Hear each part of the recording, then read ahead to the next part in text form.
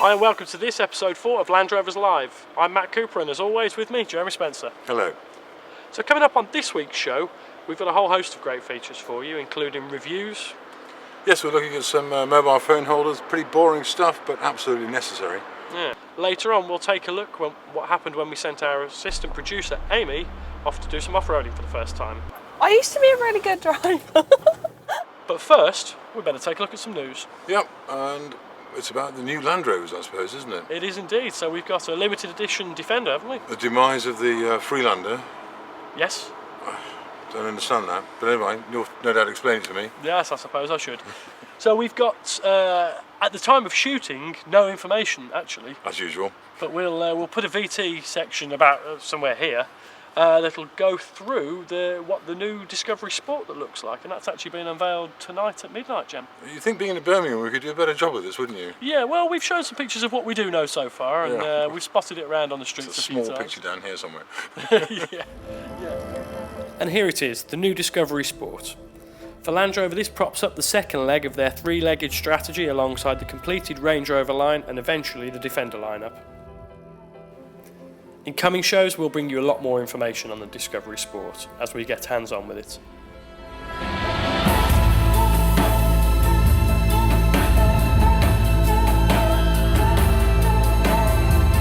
The design of the Discovery Sport will be very appealing to most of the 500,000 buyers of Jaguar Land Rover vehicles in the past year. And in its initial release it will come with one engine but two gearbox types, a standard manual and a 9-speed auto, delivering about 46 miles to gallon until the new engines come in 2015.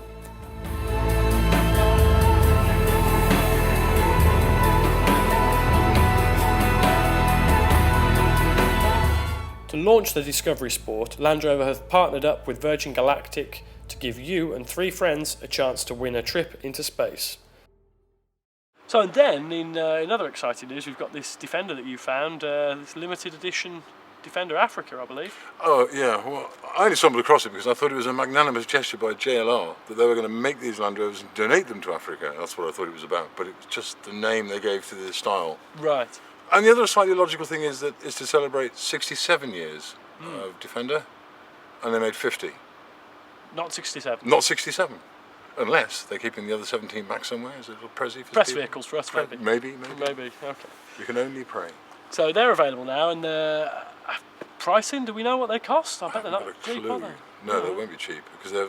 Oh, except bizarrely, the snorkels come as extra. Oh, really? Why would you do that? Anyway, I don't It's know. quite dry in Africa, isn't it? Yes, I don't think they're going to Africa. So you're making the same mistake I I see. Okay, well, we better move on then. So, well, let's take a look at this week's product reviews. In this week's reviews, we're taking a look at the often forgotten about mobile phone and tablet holder. We think this is a product they should have got right a long time ago, but alas, we're still here with, some good products and some pretty crappy ones as well, eh, Jem? Yeah, some excellent ones actually. Yeah. So, the mobile phone holder, it's not such a glamorous piece of kit, is it? It's definitely not glamorous, but it's essential. It is quite essential. So, we've got a host of different ones here, and now as when we go green lane and stuff, we like to have tablets for carrying our maps on and whatnot, so we've got some tablet holders as well, but they're all kind of the same thing, and as you aptly pointed out, all suction mounted. Yeah, I mean, I suppose with the tablet holders, you don't mind sort of fanning around a bit more, putting them in and getting sort of set and put in place. The phone holders, I suppose, they're a bit more in and out, aren't they? Yeah. Well, should we take a look at the first one? The first one being the worst one. So this one here is the cheapest of our holders. It comes in at £7.99 from Halfords, and you get what you pay for with this one, really. So our phone's in, it's attached to the windscreen, but actually in setting up today, it's fallen off twice already. Your thoughts on it, Jem? Well, you can get it cheaper, I understand, so you can probably get as low as a couple of quid from Amazon or something like that, and in that case, it's not so bad for a couple of quid. You might forget it and leave it in somebody else's car. I think if you've got to have a solution around, it's maybe worth having something like that around just so you don't afford to lose it. Yeah, an emergency phone holder. Yeah. So. But when it comes to actually doing what it says on the tin, this one sometimes can fall a bit short, can't it? It's a bit wibbly. Yeah, we find that this one, there is no adjustment here to to hold it in place. So as any Defender owner will know, you'll probably be okay with this in a sensible car, but that's not very good. Well, let's not torture that one anymore. Let's look at your favourite one. Okay, well, my favourite one, and I've had this one for some time, and is this by Winnergear.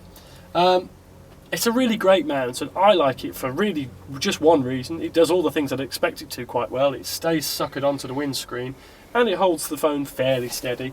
It's not the best made thing you've ever seen, but neither does it move about when you're on the move. The thing I do like, however, is the fact that it can be used with one hand. In, out, and you really don't need to think about it. It can go both ways, and that's quite neat, isn't it? It is, and if I was a delivery driver, I think I'll probably love it too. But I actually quite like this one, which I know you didn't take to in a hurry, because you've got to use two hands on it. But what I do like about it is, once you've worked out where the buttons are on your phone, because that's one of the downsides, you tend to press on the buttons, but once you know where they are, once you put it in the right place, it is good and solid. And it doesn't move around at all. I mean, even yours is a little bit fairyish there, but that is really solid, and I like that. So. And the other thing as well, of course, you can use it for a variety of devices. So sat nav, I won't quite take a tablet. I think they've got something of a similar size that will do. Only downside of this is because of the springy grip, it will rotate like that when it wants to, or sort of pushes no. And if benefit why you'd wanted to do that, but it's unfortunately the side effect, I suppose, is a rather clever gripping tool here. Right. Yeah, I guess that makes sense. I mean, this one that you like is the most expensive of all the phone mounts we've seen. My taste. Yes.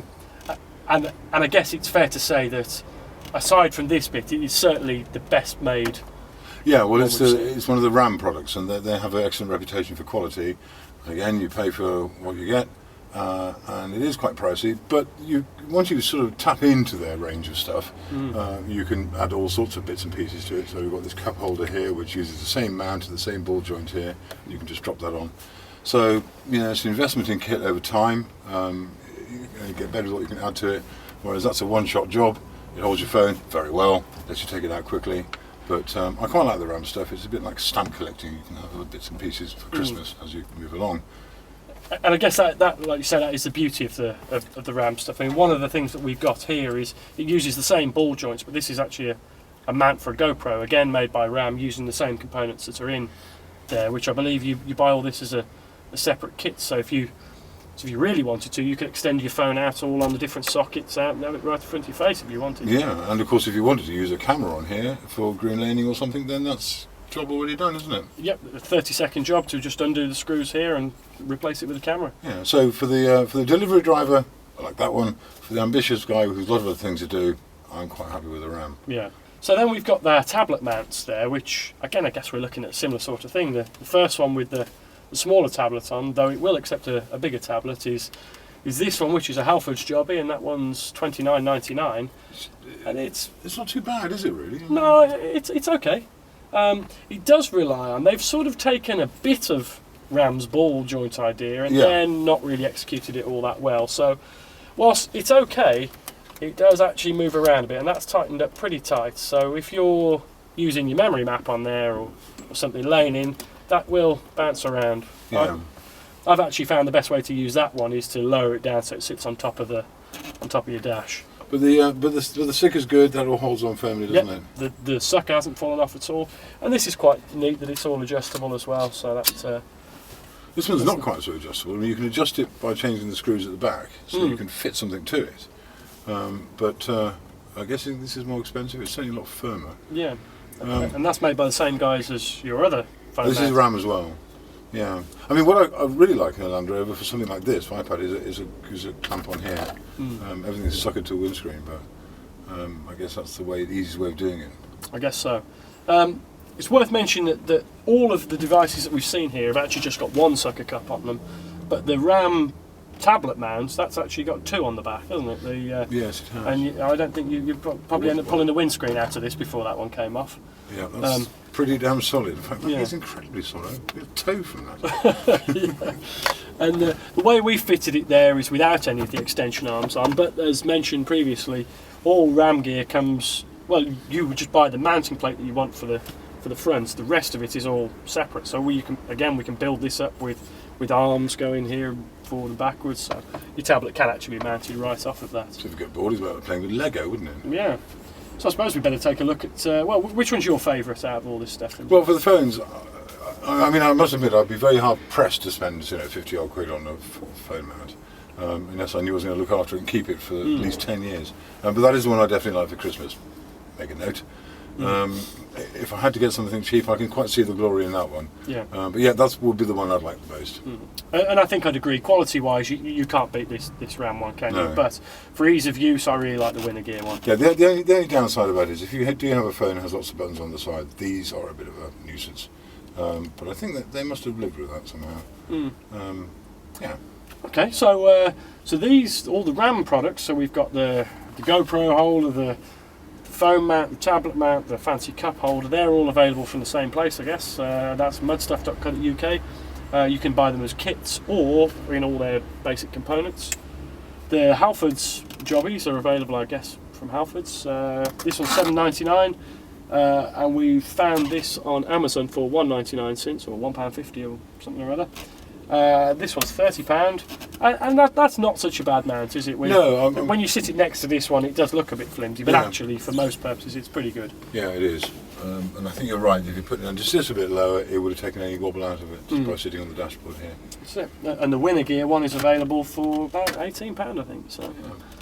So, not the most exciting review we've ever done, but incredibly useful. Another review in the car park, man. Yes. Okay, well, that's it. Well, they're not the most exciting things in the world, but who can live without mobile phone holders these days? We've only had a look at a small range, but if you've got any products you've come across that you think are really excellent and worthy of mention, please do drop us a line, get in touch through Facebook or Twitter or the usual computery stuff. And that goes for any other products you come across, of course. It helps share the knowledge with the landy world. Anyway, but do tell about your Green Lane, well, not Green Lane, your Land Rover experience. It's next, isn't it? Yes, quite. Well, well, it wasn't actually me who did anything. I didn't drive a single vehicle that day. You took Steph down? Yes, I took my good lady wife down and our assistant producer, Amy.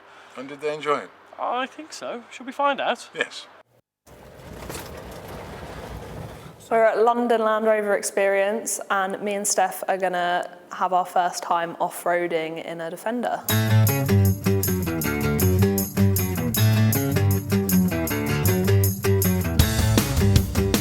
We are here to ensure that people who come here have a good time learning about what the Land Rover vehicles we have are capable of doing, and also providing guidance and tips on off-road driving, and making sure that people can use their vehicles safely and to the full. Hopefully today we'll gain some sort of knowledge of how to drive our Land Rovers off-road, and some safety tips and general knowledge stuff.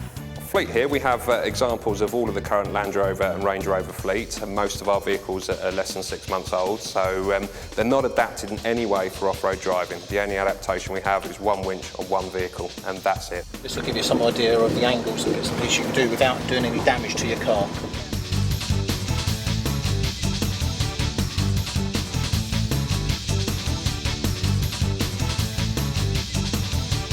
Just a little bit, it will start to slide a little bit.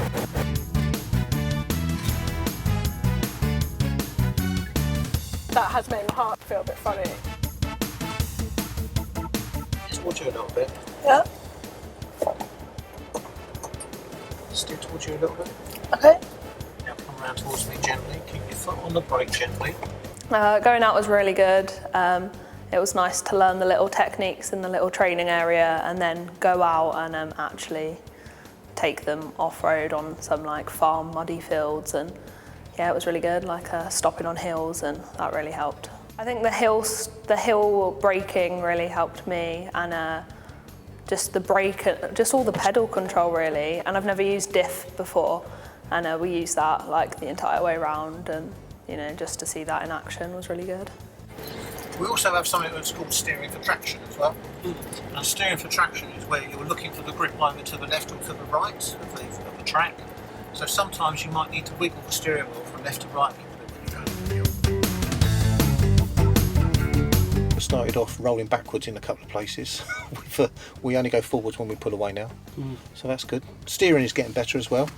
Where we were sort of crossing our arms and everything else, they've got all the steering nice and gentle. And the braking control is a lot better as well, isn't it, in the back? Okay. Rather than all jolting forwards, we've just brought the car nicely to a stop. I own a Defender, and I never knew half the things it could do. I mean, I was in a modern Defender compared to mine. But yeah, so you get to just really see what the different Land Rovers can do and in different circumstances. The important thing is to go as slow as possible but as fast as necessary at the end of the day. If you're doing something slow and you start to slide, you can then control that slide, can't you? If you're doing 30 mile an hour and you start to slide, you can't. And a lot of people, I think that off-road driving is rally driving, and it's not. It's making progress, isn't it, without mucking up everything else. The Range Rover blew my mind a little bit just because it was completely different to the Land Rover. Like, just going over the bumps in the Defender, you can feel all the bumps and it was fun and stuff. But in the Range Rover it was fun, but it was like a cloud, as Steph said. It was really soft and, you know. I'm in love with this car. Matt is going to hate me for it. It's just like driving a cloud. It's lovely, isn't it? It's just, oh my gosh, it's amazing. You felt pretty invincible. I felt like I could do everything. I was a little bit more uneasy in the Defender, even though I own one. But in the Range Rover, just press a button and go, and it was fun. It was nice. It was very nice inside.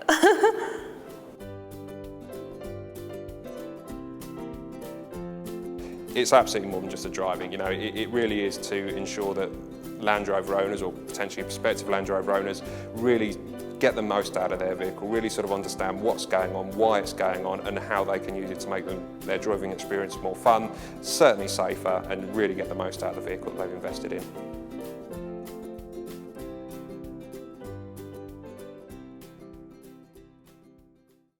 So there we go. That's what it's like for noobs to get behind the wheel. They did a pretty good job there, didn't they? I think they did. I think we should have a series of noobs behind wheels. I think the reactions are wonderful. Like Granny and a Landy, maybe? Granny and a Landy? That's a great idea. I don't know who thought of that. So, well, coming up next, well, should we have a look at what we've done in future shows? Yeah, well, for next edition, what do we call it? Next episode. We've got hopefully an interview with Tommy and looking at his Land Rovers. This is the Tom who did the rebuild on the Series 1. As many of you may know, Tom Pickford, who is... becoming a regular star here if we're careful. Yes, quite, yeah. He's... Well, he's got a very impressive collection of more than 20 Land Rovers, so we'll be visiting those and trying to work out what the rest of his family think. And in terms of product reviews and such, we've... Oh yeah, we're doing our security bit. There's a spate of Land Rover thefts, so we're going to be looking at some physical barriers to try and stop the forces of evil from relieving us of our Land Rovers. Yes. So we've got that to look forward to. By temporarily employing the forces of evil. Yes, well, you know, if you can't beat them. Indeed. So, and the other thing we should probably do at this stage is last week we set a competition to win a great Landy Lubber. We did. 12-volt auxiliary panel, and... Who's won it? Well, we'll get to that bit in a minute, but Well, I suppose we'll do the apology first. So, we asked you lovely viewers to get onto our forum, our newly made forum, which was a fantastic idea at the time, More of a wasn't it? challenge than we anticipated, though. Yeah, so we did have quite a few people try and have a go, and we've got to hold our hands up there, haven't we, Jem? So We definitely have. yeah. In fact, we've learned that salty lesson of life, that, you know, stick to what you're good at. So we're thinking forums maybe not our thing. Yeah. And there are better people at it out there, and hopefully we'll bring them into the picture. Yeah, I mean, we regularly contribute on Defender 2 forum, Landy's own forum, and the... Well, when I'm not being accused of spamming, I do, yes. Yes, quite. Well, so we're actually going to concede this one and give the forums a bit of a rest, aren't we? Yep, And we are. we're ever present on Facebook and Twitter and on the forums. It's enough for us. Yeah, so we don't need to be all things to all men straight away, do we? No, I'll wait till next week. Yeah. But we did have a winner, and I'm going to call this winner on the fact that he attempted to post on our forum the most times, but never succeeded. It wasn't me then, because I gave it a fair go. No, it wasn't. So we've got James McNeil, who won that, and we were asked a few questions about whether the forum was moderated, and it wasn't, was it? Moderated? We don't think it was. We're not No. entirely sure. So well done to you, James. The Landy Lubber 12-volt panel is on its way to you. And of course, now we're not doing the forum. It's easy. You can get hold of us on Facebook and or Twitter. We'll put the links on the screen below. I suspect that's pretty well it for today, isn't it, Jim? It is. We haven't got a competition for this episode, have we? But we have for next episode, so don't forget to tune in to win a disc lock.